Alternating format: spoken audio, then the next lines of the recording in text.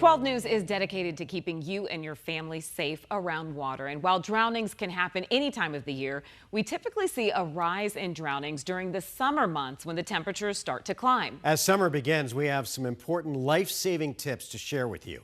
12 News journalist Rachel Cole is live at the Christown YMCA tonight with the details. And Rachel, this is so important.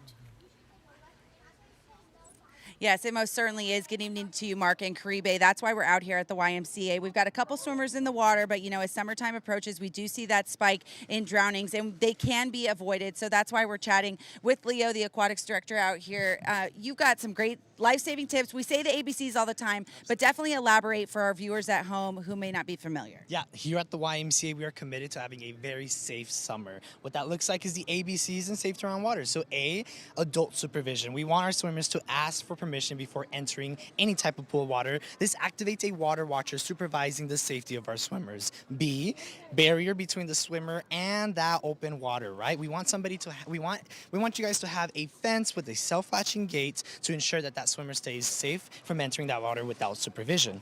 And C, swim classes. We want our families to register and know these life-saving skills. These are life-saving swim lessons that can save your swimmer in an aquatic environment. And one thing we want to elaborate on that we haven't very much in the past is when it comes to the classes, you can do a swim assessment with your child. And obviously you guys do that here at the Y. What does a swim assessment look like for our viewers? Yeah, so here at the YMCA, a swim assessment is a 25-yard with a simple 30-second tread, right? Now, at home, this can be where we want parents to attest the swimming ability of their swimmer, right? And I said, how do you do that? Yeah, maybe they're doing a tread, right? Avoiding touching the bottom of the pool, touching the sides of the water.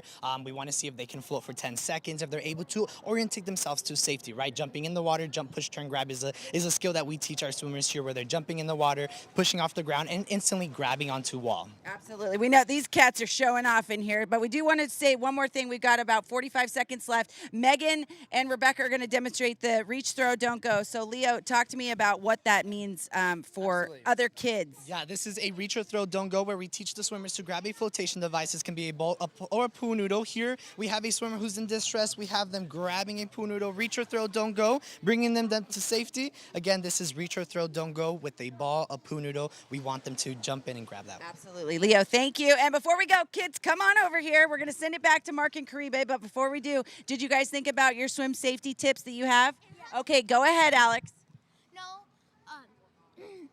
No running on water with slippers. You could slip and get hurt. Okay, so no running because you could slip. What about you, Damien? No diving in shallow water. Yes, sir. And Malachi?